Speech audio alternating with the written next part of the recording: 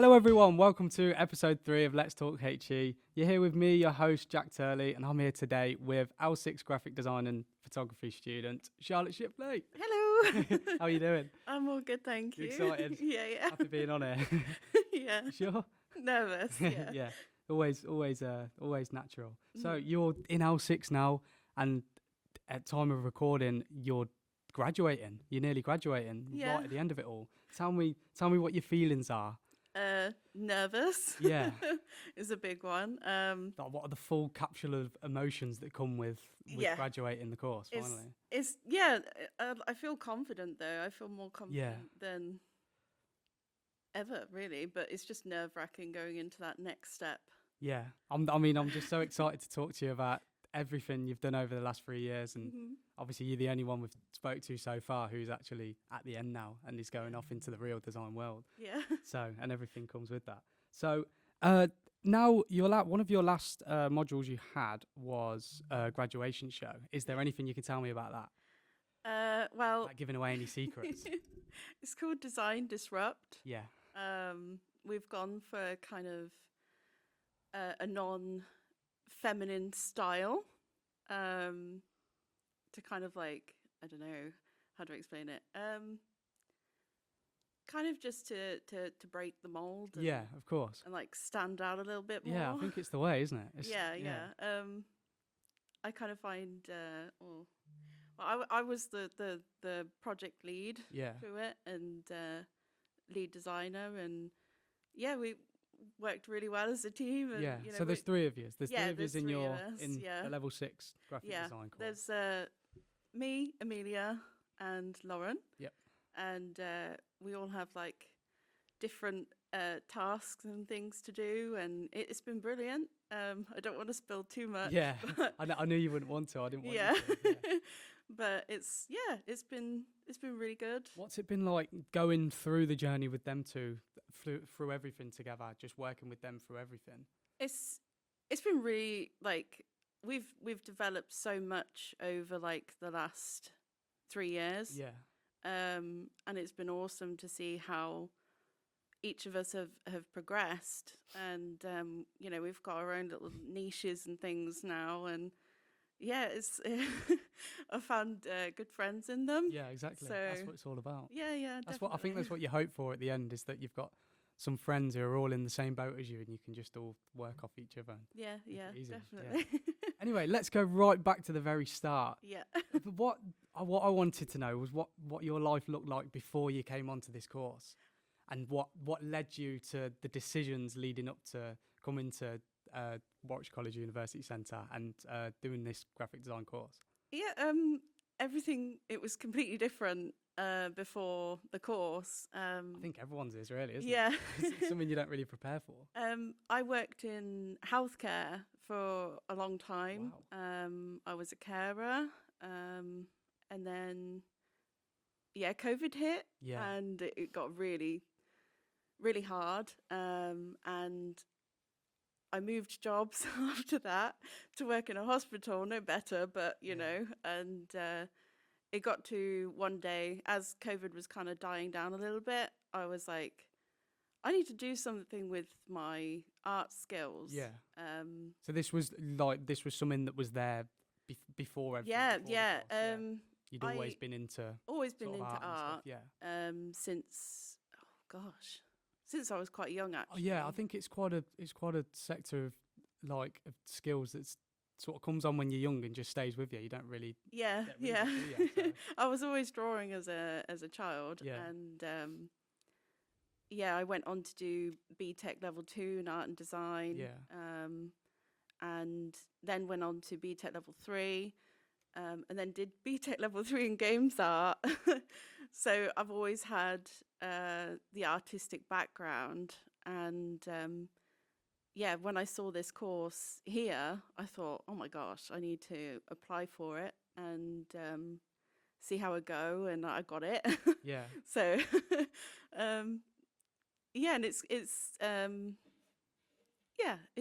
been amazing going from the healthcare thing through to doing something that I actually want to do in life. You just feel like you belong in it. It's just so natural, Yeah, definitely. So when you saw the course here, what made you, was there anything else you were looking at in other places, any courses, or was this like, when you saw the course that was going on here, you thought straight away, like, this is for me, this is exactly what I need? Yeah, I remember sort of scrolling through all the different like degrees in different places, and you know, the Warwickshire College website came up, and I'm familiar with Warwickshire College. I've done many courses here in the past, and you know, I read through the curriculum and everything, and I found like, yeah, this sounds really, really good, and it'll sort of take quite a few of my skills from previous things and, you know, turn into something totally new. And I knew Claire from a while ago.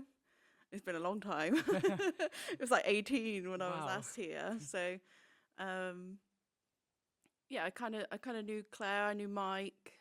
I knew some people, some of the teachers on the games art course and everything. So it felt a lot more comfortable being here. But yeah, it was literally the curriculum and the photography. Having photography in it too was a major plus, because I do like photography as well. I think it was the same for me as well. Yeah. So yeah, that's pretty much, you know, convenience, curriculum, and yeah, the tutors were really nice. So in your years of being a graphic designer, what do you feel like your biggest strengths are that you've been able to build over time? So like, if you were to go into a professional environment, what do you feel like your strengths would be, and what you would want to work within? Here we go. I really enjoy doing editorial. Branding is another one. Packaging is another one. But I really enjoy editorial and event design, stuff like that. When I first started, I had like such a niche style. And I kind of stuck to that. And as I got into level 5, going and doing our briefs that we did, kind of set the idea for me to go down into those routes of packaging design. Is like awesome, but I kind of kept myself open to try different things. Of course. And I think that's really important as well.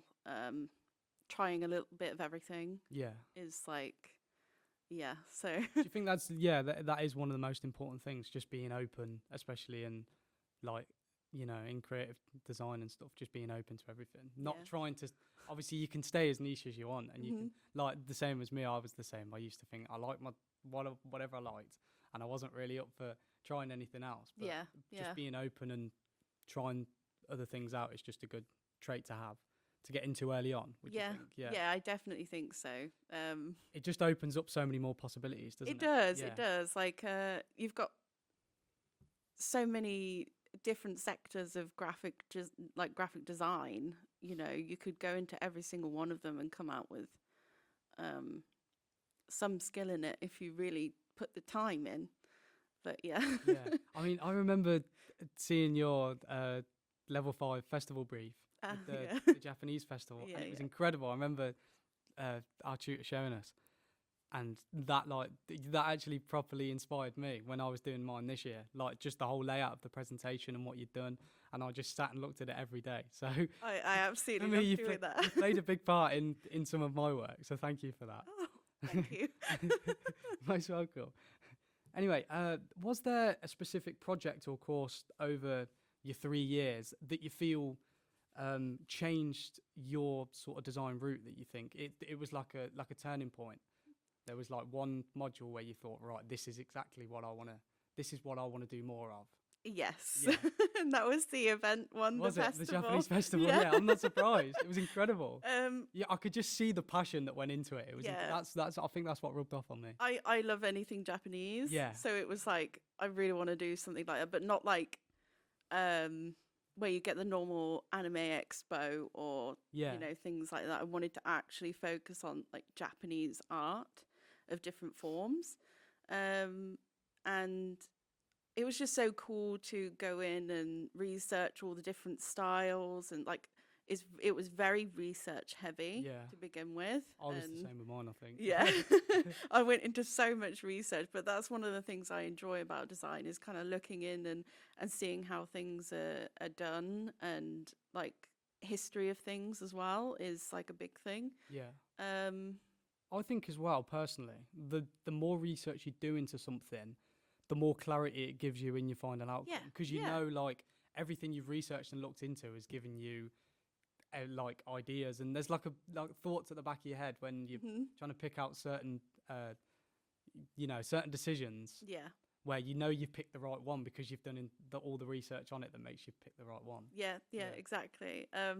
I think when I think it was in level 4, I didn't really like the research element so much back then, and then as soon as I started to get in, to the swing of it towards the end, I was like, I actually really enjoy doing this. So that was a real turning point, because I tried a totally different style approach, and my style before was very like gothic, and I still do it now, but it was good to try different styles, and it kind of opened my eyes to try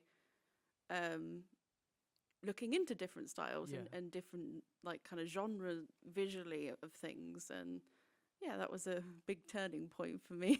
Exactly. I think I was the same, especially with the DNA debrief we've done this year in L5 that you did last year. What did you do for that one, by the way? I did the whiskey brief. Someone in our class did that as well. Yeah. I do remember now. Yes, I remember seeing it. Yeah, the Caledonian velvet one. That was incredible. Now that's like my child of a project because it's like it's like your proudest invention. Yeah, so with that, I did so much with that. It was a lot of research looking into, whiskies for women, what sort of flavors, that sort of thing. It really went in. I really went a bit ham with it, but you can never do too much. No, never. And I kind of used something different with that project, and that was like I scamped out bottle designs and put them into Adobe Firefly to make my own mock-up, so to speak. And that turned out really well. And I had to kind of learn at that point how to make my own mock-ups using the lighting and the shadows and stuff like that. Of course, And because there's not really much out there, is it? Yeah, like no. It's just sort of made there for you just to put your thing in, but making it so it's mocked up perfectly how you need it to be as like an advertisement. Exactly, yeah. And I did I could incorporate, I did incorporate a lot of illustration, my own illustration into it. So it had a bit of everything, and that was really fun to do for a DNA debrief. Yeah, did it give you the opportunity as well to sort of to link everything together? Yeah. So you've got like the branding, packaging, you've got illustration, you've got marketing, advertising, and the whole graphic design all in one for this whole brief. It was probably why you enjoyed it so much. It's just everything in one. Yeah, definitely. So back with the Japanese festival brief you did, do you find when you realised you had to sort of adapt and come out of it, was that like, is it helpful when you're in the research stage to research as like you've got to go into it like you're the audience, like the target audience? So it's like you've got to sort of come away, even though you don't want to. You need to come away from your style that you'd normally do and be like, this is the time I've got to adapt. Yeah. And think as if I'm the audience now and make it for them instead of making it for my own pleasure. Yeah, that's exactly it. You have to think about what others are going to see and kind of what will catch people's eyes. I mean, it's all well and good doing something that you enjoy, but it's important to do something that your target audience is going to enjoy, and so it's important to think outside now. Once you've found and established your skills, it is really important to kind of look at how other people, because you're designing for other people. Yeah. You're kind of, how do I say it? Like answering a problem. Yeah, yeah. You're finding answering a solution to a problem. Yeah, you're answering a problem and finding a solution for that issue, and yeah, it's important to think about what other people think. Yeah. Were you always a more of a sort of personal designer for yourself? You design. I was in your at the own style. beginning. Yeah. At the beginning, I was very much for myself. Yeah. And I think it was because I was learning the first parts of design. Yeah, and of course. I was like, oh, it'd be really cool if I did something like this. And it was very much to my style back then, which Jez will say was like acid in your eyes. It was very like colour crazy. It was all grungy and everything. But that's changed so much now. Yeah. And even in my own branding, you have to think about how people are going to perceive you as a person. Yeah. It's not like how you want to perceive yourself, how you wish you were. It's more like you've got to think about you wish you don't need to. Yeah. Do you know what I mean? You wish you could just stay completely just within yourself forever. But yeah, you do need to in the end just think about and consider the way that sort of what the audience is gonna see and think like that. So. Yeah, definitely. Do you feel like your branding has went well? Yes, it's very stripped back now. Yeah. It's still got the gothic style in a way, because you've got to keep elements of it. Yeah. And it's very stripped back. It's mainly focused on textures and things, like rather than too much color. And I try and keep to like black, white, and grey, but I do add like a little one color or like two color. Just a little. Bump in yeah. But yeah, it went really well. I submitted that in not long ago, actually. So congratulations. Yeah. We'll see how that goes. But yeah, it's all of that sort of tied in as well with the exhibition and bringing yourself out as a designer. No secrets so. though. Not saying any secrets. No. So sort of tying in with the last bit where you said you've got to sort of adapt to what other people want. Is it like when you finish, are you looking to work on stuff for yourself, like your own projects, or are you looking to work for clients and other people, stuff like that? Well, I'm taking a 3-month break. Yeah. After I heard about that. Yeah. I'm going to Norway. Yeah. To go visit my boyfriend. Yes. So yeah, it's gonna be like just had to flex that on him. Yeah.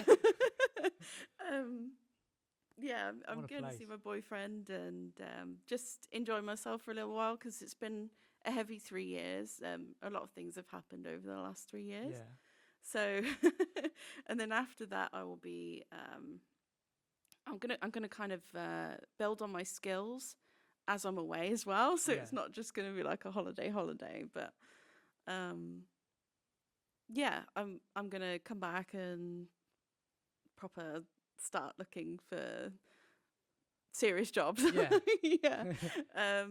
I'm not sure about freelancing yet. Yeah. I'm thinking more towards working maybe for a studio or like an agency or something like that, or even teaching. Teaching has been a big thing for me. It runs in my family, so. Oh, cool. Is that something you've looked into? It's something I've looked into. You can get into after? Yeah. I really do enjoy teaching people new things. And I think you would be great. Oh, thank you. I think you would be a really good teacher. Yeah, I think it's just getting the confidence up a little bit to talk in front of people, but yeah, it'll come. Now you're obviously in your final year. You've finished nearly. And you're graduating. What would you say over the 3 years has been your favourite piece that you've made for your portfolio that you've built? Oh gosh. Or there could be multiple. Definitely You've got loads of little babies there. Festival brief was my favourite. Yeah. And that incorporated so many different things. That's like editorial and signage, everything was in it. And you had a little bit of everything to do. I did so much for that. I did too much, I think. But that was my favourite. Because you kind of had to think about all the different things that's needed in a festival. It did go a bit ham, but Yeah. and then obviously I've got my Caledonian velvet in there as well, because that kind of shows the use of so many different skill sets in one thing. I had quite a lot of my motion in it. I do enjoy motion. I wouldn't say it was my strongest point, but I do enjoy it. Yeah. I feel exactly the same. Yeah. I did this one motion, I think it was the final motion thing. Oh gosh. I did this motion design, like what you've just done. How do I say it? Might have to restart this bit. That's fine, yeah, of course. It was the motion graphics module. That I did particularly like that, because it was a lot of research in that we had to take an already known art piece, and try and make it move. Yeah. And I took on the Kanagawa wave, the great wave, which is that a painting? It's a painting. It's more of a woodblock print, but I had to kind of like try and make that move, and I got the inspiration of actually making each section into wood block, like to kind of pay homage to that a little bit, and I did enjoy that one too. Definitely. Gosh, I did enjoy all of them last year. Yeah, I did. It was a good. It has been a good year. Really I've good. really enjoyed L5 as well. So, I mean, and now you've given me some good. So your advice for L6 is just making me feel better. That it's still a bit sort of comes down a bit on the work side. Yeah, it comes down a little bit, and then, but there's a lot of things to do. Nearer towards the end, I'd say. But I've enjoyed it. I've enjoyed this year. It started off rough for me, but it's been nice. Yeah. So tell me a bit about this year in L6, how you've went about building your portfolio or building like a sort of manifesto. How you do that in level 6 of a graphic design course. You know, how you go about building your brand up, ready for going out into the world and ready for graduating. Well, I did this little thing for my branding, because at the beginning I kind of didn't really know what I wanted to do for the branding part. And I made this kind of mood board of, I can't remember how many tiles it was, but I made this mood board, and I put all the different things that I like inside this mood board and tried to find like similarities, color palette, like things that were more prominent in this mood board of multiple things that like you a really subconscious like. thing of like, I didn't even know this was similar, but it is, and now it makes sense. I found so many similarities. And little details. I was like, okay, well, this sort of typography, so mine's more calligraphy, like Gothic style calligraphy, and then it was kind of like the moon and stars, celestial things are a big thing for me. And it kind of, going and looking at that really helped me with my branding. And I think it's just important to make sure that you reflect who you are as a designer and as a person. No holding back. Yeah. I mean, it's all well and good doing something that's like your name, like just your name down on, no bad judgment for that, but I think it's really important to do something that is you as a person and as a designer. Yeah, of course. And you can kind of go, that's the sort of person. Because it will become your whole life, won't it? Yeah, you don't want to just strip it back to just your work. It's your exactly. life ties into your work. Your inspirations from outside tie into the things that you're going to create and work on. Yeah, and once you've got that down and you've got your branding in, so you've got to think about your colours, typography. Is there certain imagery? So mine was like texture. Yeah. And I took a lot of assets. I did assets from my logo, because I have like stars and things in the logo, and I actually did like a whole typography thing. which is really cool. And once you've got all that together, you then have that premise of doing your portfolio. So you can kind of shape that portfolio to kind of go with your brand. It's really good to do it to your branding, obviously. Yeah, and then it's just important to make sure you've got your socials. LinkedIn is going to be a big one. It's great advice. Yeah. I didn't even ask for that. It's a big one. I'll just give you advice. LinkedIn is going to be a really good one for you, and a link tree. Yeah. So if you have an Instagram, get your portfolio on there. Tree, I think I used a website called Hazine. Yeah. I'm just giving you advice. Yeah, Hazine is this is really what the good. people need. Yeah, to put your portfolio on, because it's like free. Yeah.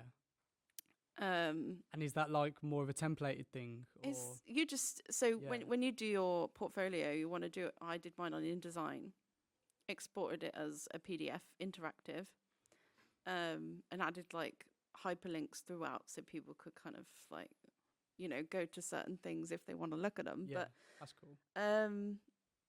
Yeah, you want to upload it to Hazine as a PDF, and you can customize it and have it as like a flip book or something, so people can look through it. And you can upload your motions and stuff like that, and it's really cool. And it all works in there. It all like works. You can put anything you want in there. Yeah, it's not even like it takes it you just to a link. works. Yeah. It's like all the videos and motion things on there just work. Yeah. Like pressing on it and watching it. Definitely, yeah. I'll have to write that down. Remember that one, guys. Hazine. Hazine. How's it spelled? It's Heyzine. Okay. Yeah, Hazine, and I would upload your motions on Hazine as you make it, because it's a lot easier than trying to export it from InDesign. Yeah. Oh God, I'm going into the technicalities now. But yeah, even I didn't know this stuff, so I'm happy as well.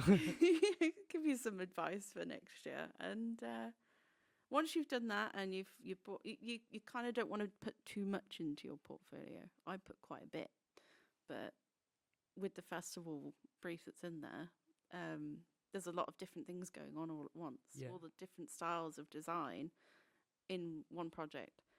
But yeah, it's okay to put as much as you want, but it needs to be very visual. Don't clutter up the portfolio pages too much, and let the images speak for themselves. So yeah, once you've done that, you're good to go. That is brilliant. That is brilliant to know. Thank you. It's all right. Has it been common for you? Has it been rare to sort of feel creatively stuck sometimes when you're working and when you're in your modules? And how, if that ever happens, what do you do to get yourself sort of out of that rut? Or what sort of inspiration do you get? What do you try to find inspiration-wise? I have had times where I've been in creative. Yeah, it's natural. Yeah, and it's normal. And I found the things that helped me as a designer is I listen to a lot of music. Music is a big influence in my work. Yeah, and I have to find a particular style of music to listen to get into it. Yeah, music. Looking at things visually, watching movies and stuff like that. There's so much in film, and it does help. You kind of have a look, and you're like, oh, I could do something like that. That'd be really cool to try that style, And I think stepping away for a little bit also helps. Yeah. So going for a walk, stick your music on. 100%. Yeah. Like go for as long as walk as you want. I could be the most miserable man in the world, and I could go on a walk just for half an hour, 45 minutes, and I will come back the happiest man on the planet. Yeah. It's just getting outside. Yeah. And just listen to music. Think about the music rather than everything else going on in your head. Because I find with me, a lot of things clutter up in my brain, and it starts to block me from doing things. Yeah. And I find listening to music and just being in the moment, as simple as that. Just thinking, right, I'm listening to this music, and the thoughts that are going through your head like that. It's not like you're off somewhere else with thinking about your work. Just let the music do the talking, and then when you come back to your work, just let all that stuff come back and all the subconscious stuff. Yeah, exactly. And it's kind of like, stepping away for a little bit and giving yourself time. You know, don't punish yourself for having a creative block, because that's the worst thing you can do. Sometimes just having a little break and doing something else and coming back to things helps a lot. And yeah. So what sort of routines or techniques have you built up over the last 3 years that help you, sort of your everyday routine when you're working and when you're designing? Sort of just little details that you found help you just keep consistent in a way. Yeah. I think number one is checklists. Yep. Every single morning. To do. Yeah. That's brilliant. I kind of plan my day. And well, the last year it's not been as heavy. Like this new year, L6 has not been as heavy, but especially last year with all the different briefs going on, checklists 100%. And having certain days for certain subjects, like really did help. Just finding a routine, not letting anything mix up. Yeah. Does that just make it feel so much better and easier? It does. So like you could have 1 week where you're doing one brief, and then another week where you're mixing it up still, but you're still spending quite a lot of time on what you're doing. And yeah, I start with a checklist, like right from the beginning. Like, what do I need to do to basically answer this brief? Yeah. And that's helped me so much. Yeah, that's actually a good thing. I more thought of it more as the start of the day, but I didn't think of it as like the start of a brief. Yeah, start of a brief. Write down every little thing like to check off. Write down every single step. So you've got like your research bit, you've got your beginnings, so you know, like target audience and things like that, and then you've got like your first like kind of mood boardy type thing that you're going to do. What sort of style are you thinking? And you know, different sections. I break it off into different sections and then do like focus on one section in a week or something like that, you know. And it does help a lot being organized. And I think that's one thing that I've learned over the years is just to stay organized, enjoy the process. And just embrace it. Yeah, embrace all of it. And even scamp the like blocks. crazy too, because the more you scamp, the more different ideas you get. And it's just never settle on one thing. Never settle on one thing. If you see something that can be changed at any point, then kind of like adjust when. So what would you think? What would you say your design dream is for your future in designing? What is one thing that you think, or like any causes? Mm-hmm. Any causes or projects you feel that would really like entitle to you in the future that you'd love to work in? I would love to kind of maybe either have my own business, design business, and kind of I'm not quite sure about that yet, but a design business, or I would really, really like to go into teaching. So it could go either way. Yeah. So we'll have to wait and see.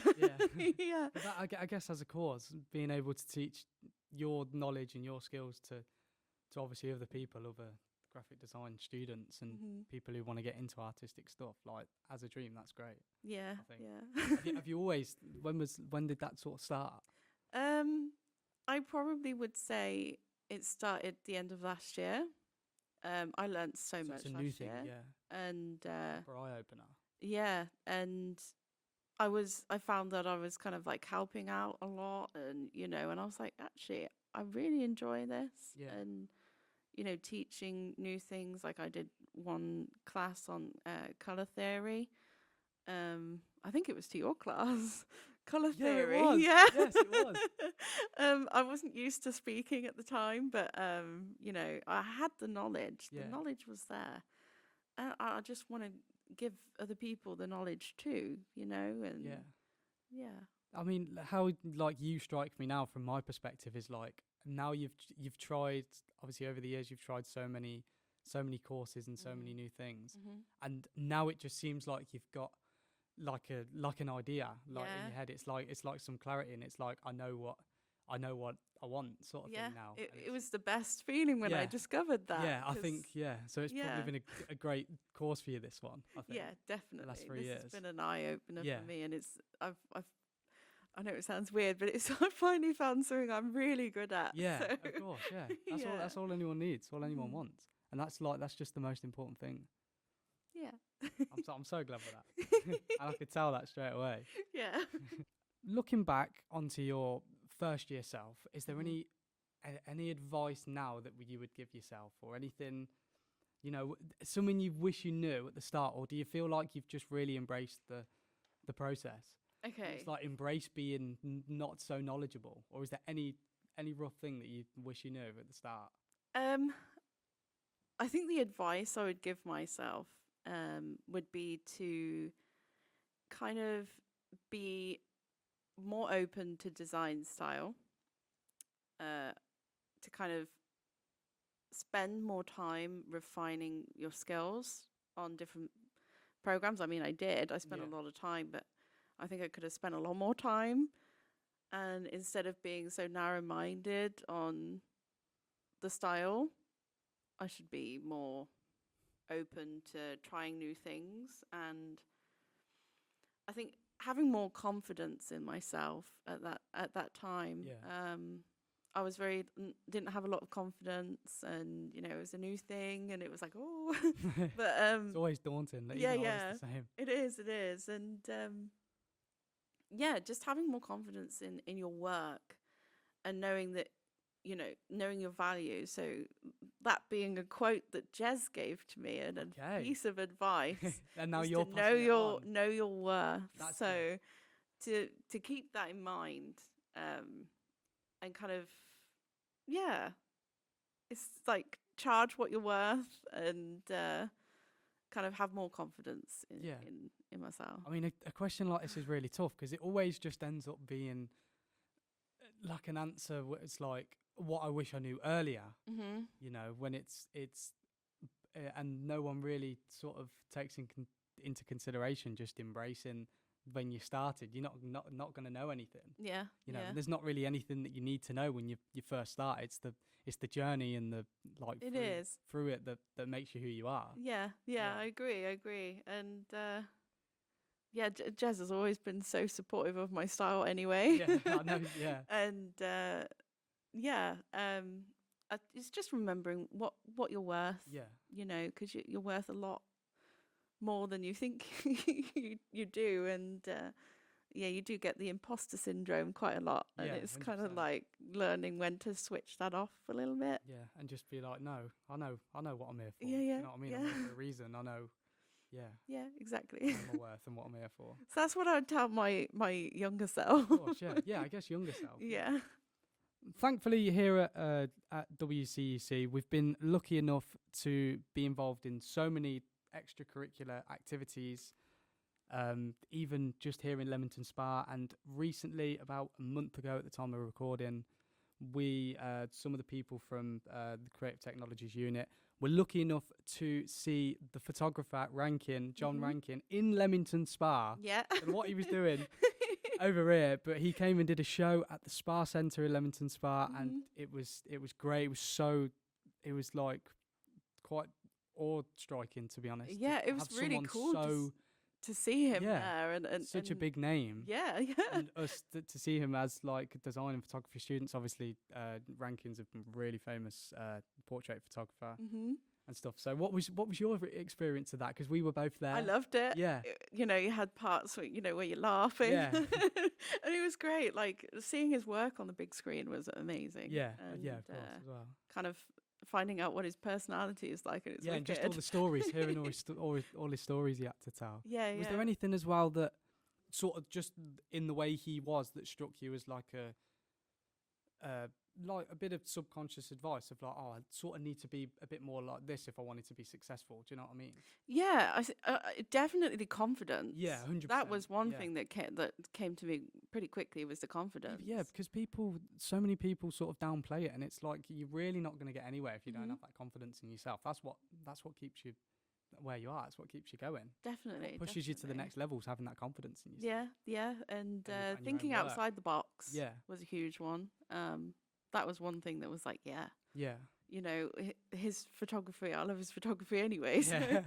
but like, it kind of made me go, yeah, think outside the box, try something different. And Rankin, if you're watching, we were the kids at the back. Yeah. We were all at the back of the room. We were there watching you and cheering you on. We were. For me personally, I thought, obviously hearing the stories he had to tell and just like his ruthlessness, obviously not in like a bad way, but in terms of like just getting what he wanted and getting what was required. Was like just whatever way he had to go about it. I mean, as a photographer, it's obviously going to be hard to please everyone that you bring in and try to make every shoot perfect. And stuff. But I for me personally, I love just the way, like you said, of his confidence and just like the ruthlessness of like, I know what I want and I know what I'm going to get out of it. He was just so determined, and I love that. Yeah. I love that. And it, you know, it was something to take back and think, right, I need to really like, you know, push myself and give myself more confidence and like, you know, get out there. And I also loved his way of so many things that have happened over the years where he's like pushed himself into, like he's never shied away from anything, any challenge, any new opportunity. He's always like, oh, I want to be doing something for that, even if he doesn't know how to. It's like just the trying, just the starting. Like, just get him to try. He did not seem like someone who was scared of starting something new or trying something new out, which was great. And I think a bit of like advice from that, which is quite, you know, resonates with us guys, to never feel like you can't try something new, or never be afraid to start something new. Because you're never going to know, and it's the journey that takes you to the end when you finally built it up, that skill. Exactly. Was there any advice he said that resonated with you? There was a big one, and okay. I was unsure whether to tell talk me. about it, but I think it was the use of AI. Okay. And it obviously, like, this day and age, we're going into it now. Yeah. This day and age, like AI is so like kind of, you know, big, and it you know, it's getting bigger, and it's taking over a lot of things. And the one piece of advice that he gave that really did, you know, sit with me was make AI work for you, not the other way around. Find how it's gonna see how it can help you. You know, it's exactly like with my Caledonian velvet thing, and making a mock-up. You know, I drew the bottle design and put it into AI and made it myself, you know, through that. And I think it's using it carefully. And he understands it, and he even said, you know, it's the future, it's the way it's going to go, and you know, it's and that said as well was something like, don't become like dependent on it. Yes. You know what I mean? Like, yes, definitely. Never ever become dependent. Make it like the smallest bit, like you said, like make it work for you. It's a scary subject to touch on, especially as a graphic designer. As a graphic designer, I think anyone creatively, or like even academic, is gonna be a lot of changes over the next however many years. 5-10 years, I think. Personally. But we've got to remember. I remember he said, you know, there's going to be a want for the human way of doing things. So like having someone actually going out and taking photographs, and it's going to become a thing where people are like, oh, I don't want it to be generated by AI. I want something that's a bit more human. And that sat with me too. I think that was my exact thoughts as well. I thought, in my opinion, I feel like there's going to be a point where people are just going to start saying, like, even agencies and, you know, the like top people, they're just going to be like, we need to stop using AI. Like, we need to start using humans again. I think it's flipping a tiny bit. Now where AI is becoming so popular, and then I think it's going to flip straight back. It's going to flip straight back, for point, sure. And be like, right, we're not using this anymore because it's just not right.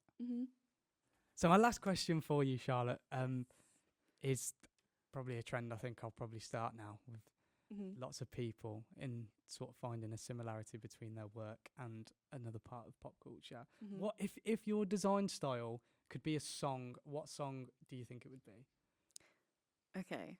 Before I answer this, a lot of, say, my visual art is based on music, and I go by how it makes me feel. But if my It's happened again. it's happened again. If my design was a song, I think it would probably be "Stay" by Shakespeare's sister, and it's a mixture of clean to then a little bit darker. Okay. So is Shakespeare's sister a band? yes, Yes. yeah, probably from before you were. Probably from before my time. Yeah, very 90s. So If anybody wants to visualize what Charlotte's work is like, they can search that song up. yeah. Stay by Shakespeare's tongue twister, that isn't yeah. it? Yeah. I wish you all the best of luck in your future endeavours. Afterwards, thank you so much for all your brilliant advice, even to me. And you've gave me some great advice, as you've done across the whole time you've been here and helped us out and stuff, which is great. Yeah. And yeah, best of luck at the graduation show. Thank Hope you. it goes how you want it to. Yeah, this 6th of June. Yep. At 1 Mill Street, Yes. Leamington Spa. Leamington Spa. Yeah, Design Disrupt. Yes. So, yeah. Very cool. Thank you so much. Thank you. Thanks for coming on.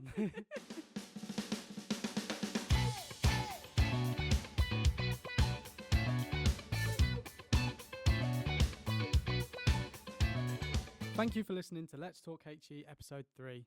This episode was hosted and edited by me, Jack Turley. If you'd like to find more about the courses here at WCUC, please visit www.wcuc.ac.uk. And also, if you'd like to follow Charlotte on her social media and see all her great work she's done over the years and in the future, I'll link it all below.